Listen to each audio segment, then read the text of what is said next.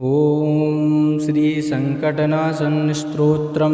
गणेश द्वादशनाम स्तोत्रम ॐ प्रणम्य शिरसा देवं गौरीपुत्रं विनायकं भक्तावासां स्मरे नित्यायुष्कामार्थसिद्धये प्रथमं वक्रतुण्डं च एकदन्तं द्वितीयकं तृतीयं कृष्णपिङ्गक्षं गजवक्त्रं चतुर्थकं लम्बोदरं पंचमं च षष्ठं विकटमेव च सप्तमं विघ्नराजेन्द्रं धूम्रवर्णं तथाष्टमं नवमं बालचन्द्रं च दशमं तु विनायकम् एकादशं गणपतिं द्वादशं तु गजाननं द्वादशेतानि नामानि प्रियसन्ध्यं यः पठेन्नरा न च विघ्नभयं तस्य सर्वसिद्धिकरं परं विद्यार्थी लभते विद्यां धनार्थी लभते धनं पुत्रार्थी लभते पुत्रान् मोक्षार्थी लभते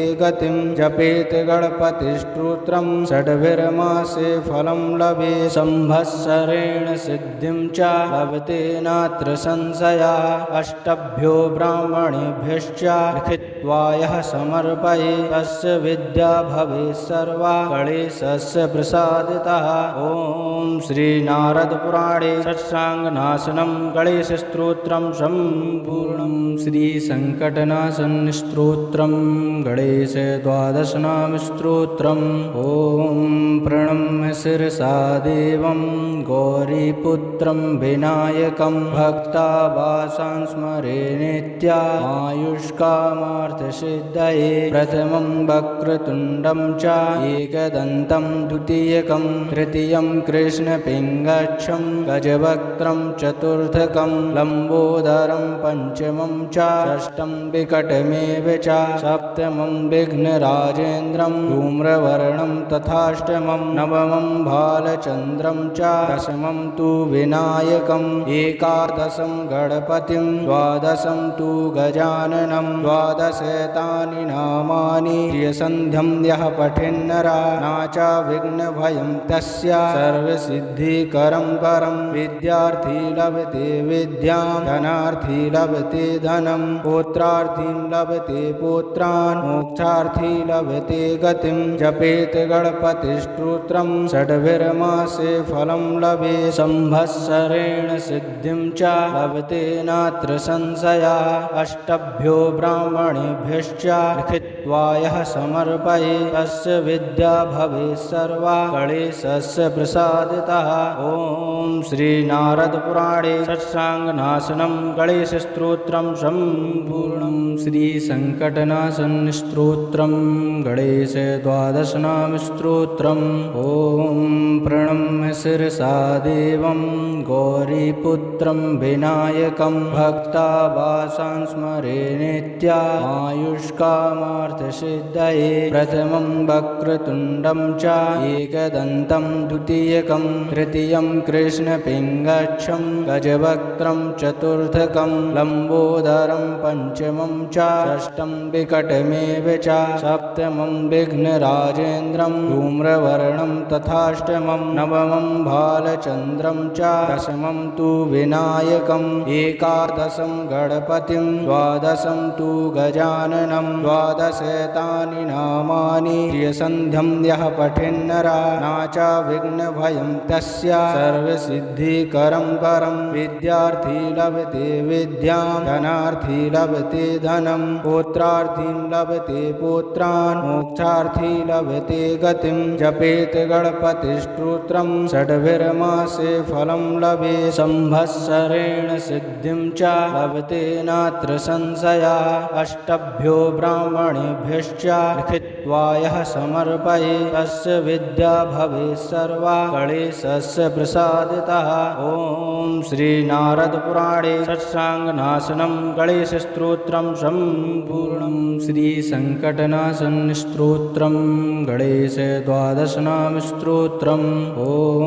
प्रणम्य शिरसा देवं गौरीपुत्रं विनायकं भक्तावासां स्मरे नित्यायुष्कामार्थसिद्धये कामार्थसिद्धये प्रथमं वक्रतुण्डं च एकदन्तं द्वितीयकं तृतीयं कृष्णपिङ्गच्छं गजवक्त्रं चतुर्थकं लम्बोदरं पञ्चमं च षष्ठं विकटमेव च सप्तमं विघ्नराजेन्द्रं धूम्रवर्णं तथाष्टमं नवमं भालचन्द्रं च दशमं तु विनायकम् एकादशं गणपतिं द्वादशं तु गजाननं द्वादशेतानि नामानि प्रियसन्ध्यं यः पठेन्नरा नाचा विघ्नभयं तस्य सर्वसिद्धिकरं परं विद्यार्थी लभते विद्यां धनार्थी लभते धनं पुत्रार्थीं लभते पुत्रान् मोक्षार्थी लभते गतिं जपेत गणपतिस्तोत्रं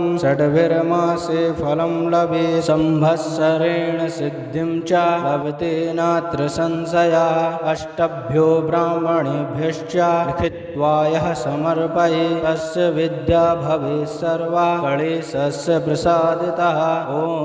श्री नारद पुराणे षट्साङ्गनाशनं गणेशस्तोत्रं सम्पूर्णं श्री संकटनाशन स्तोत्रं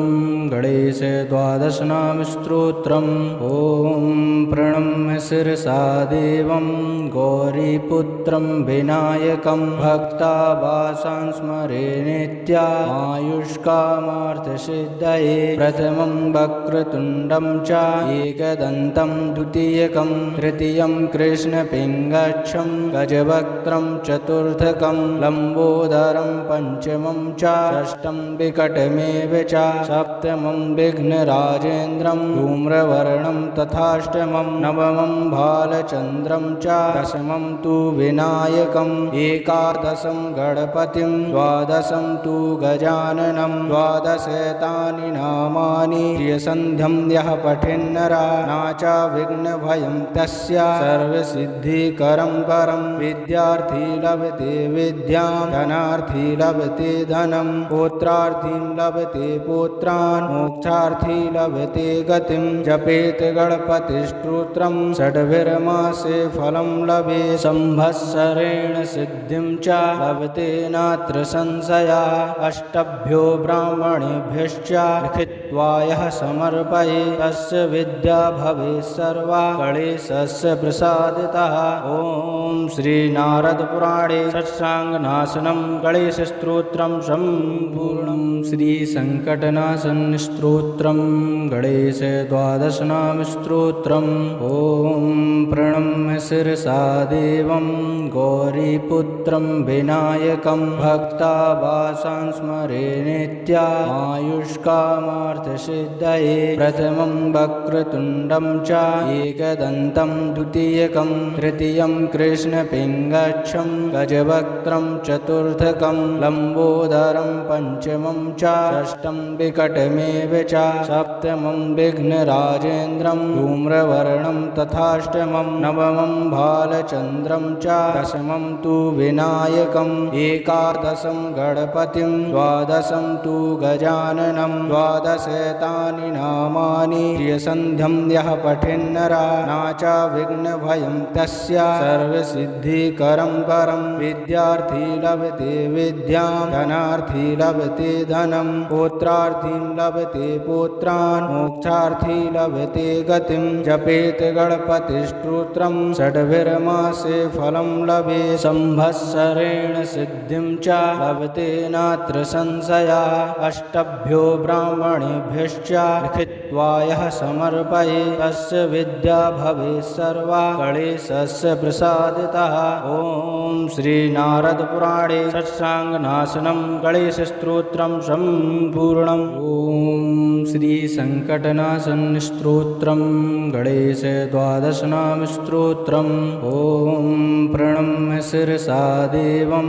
गौरीपुत्रं विनायकं भक्तावासान् स्मरे नित्यायुष्कामार्थसिद्धये प्रथमं वक्रतुण्डं च एकदन्तं द्वितीयकं तृतीयं कृष्णपिङ्गच्छं गजवक्त्रं चतुर्थकं लम्बोदरं पञ्चमं च च षष्ठं विकटमेव च सप्तमं विघ्नराजेन्द्रं धूम्रवर्णं तथाष्टमं नवमं बालचन्द्रं च दशमं तु विनायकम् एकादशं गणपतिं द्वादशं तु गजाननं द्वादशेतानि नामानि प्रियसन्ध्यं यः पठेन्नरा न च विघ्नभयं तस्य सर्वसिद्धिकरं परं विद्यार्थी लभते विद्यां धनार्थी लभते धनं पुत्रार्थी लभते पुत्रान् मोक्षार्थी लभते गतिं जपेत गणपतिस्तोत्रं षड्भिर्मासे फलं लभे संवत्सरेण सिद्धिं च लभते नात्र संशयः अष्टभ्यो ब्राह्मणेभ्यश्च लिखित्वा यः समर्पये तस्य विद्या भवेत् सर्वा गणेशस्य प्रसादितः। ॐ श्रीनारदपुराणे षट्साङ्गनाशनं गणेशस्तोत्रं सम्पूर्णम्।